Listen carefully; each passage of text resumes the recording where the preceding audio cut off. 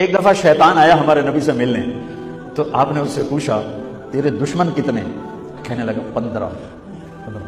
آپ نے فرمایا کون کون ہے؟ کہنے لگا پہلا تو تھوڑا ہی نمبر ہے، پہلا نمبر تو تھوڑے نال میرا لگو ہے۔ پھر کہنے لگا وہ مسلمان جو 24 گھنٹے باوضو رہتا ہے وہ میرا بڑا دشمن ہے۔ جو باوضو رہتا ہے اور باوضو سوتا ہے، ایک فرشتہ اس کے لیے بندگی کا ثواب لکھتا رہتا ہے۔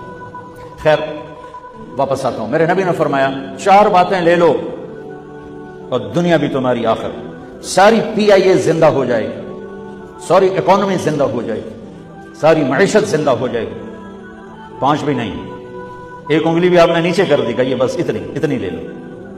حفظ امانت، صدق حدیث، حسن خلیقت، عفت فی تہمت۔ کیا خوبصورت! ساری زندگی کسی کو دھوکہ نہ دینا، دیانتداری، دیانتداری۔ میرے ملک کے ادارے کیوں ڈوب گئے؟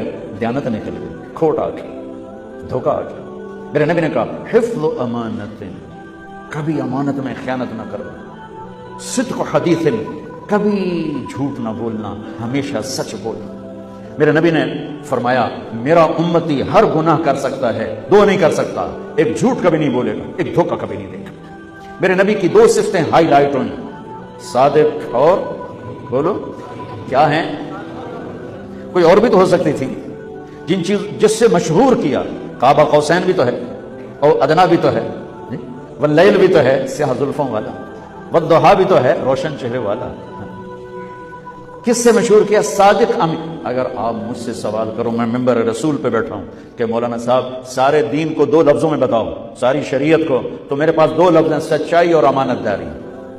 آپ مجھ سے سوال کرو مولانا صاحب ساری دنیا کے کفر کو بتاؤ، تو میرے پاس 2 لفظ ہیں، جھوٹ اور دھوکے بازی، جھوٹ اور خیانت۔ پوری دنیا کا کفر ان کے اندر چھپا ہوا ہے، سچائی اور دیانتداری، پوری دنیا کا اسلام اس کے اندر چھپا ہوا ہے۔ دیانت اور سچائی یہ بیج کی طرح ہے، اور پورا اسلام پھر باغ بن کے پھلتا پھولتا ہے۔ جھوٹ اور دھوکہ یہ بھی بیج کی طرح ہے، پھر اس سے کفر کا جنگل کانٹوں بھرا جنم لیتا ہے۔ میرے معاشرے سے جھوٹ نکل جائے، دھوکہ نکل جائے، یہ پاکستان جنت کا ٹکڑا ہے۔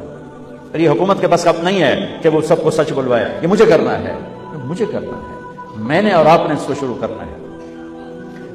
حضرت جریر بن عبداللہ یہ یمن کے شہزادے تھے، آخری حج پہ مسلمان ہوئے۔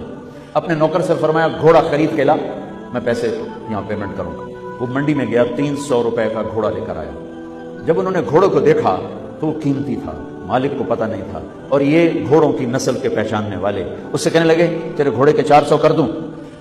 کر دوں۔ بڑا حیران ہو کے دیکھنے لگا، آپ تو مجھے چیز خریدنی ہے تو میں گھٹاتا ہوں، اور اجمل نے بیچنی ہے تو یہ اس کی قیمت بڑھاتا ہے، اور یہاں خریدار کہہ رہا ہے 400 کر دوں؟ وہ کہنے لگے کر دوں۔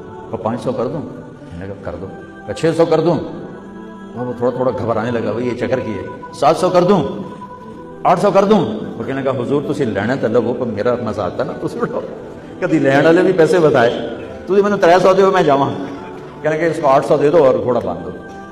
وہ حیران خوشی سے چھلانگے مارتا ہوا گیا۔ تو جب وہ چلا گیا تو نوکر نے پوچھا میں جب 300 میں سودا کر کے آیا تھا تو 500 کس خوشی میں بڑھائے؟ فرمایا میرے بھائی اس کے گھوڑے کی قیمت 800 تھی، 300 نہیں تھی، اور میں نے نبی کے ہاتھوں میں ہاتھ دے کے یہ وعدہ کیا تھا زندگی بھر کسی کو دھوکہ نہیں دوں گا، سب کی خیر خواہی شامل۔ تو بھائیو میرے اداروں میں کس ٹیلنٹ کی کمی نہیں، صلاحیتوں کی کمی نہیں، دیانت کی کمی، قوت عمل کی کمی نہیں، سچائی کی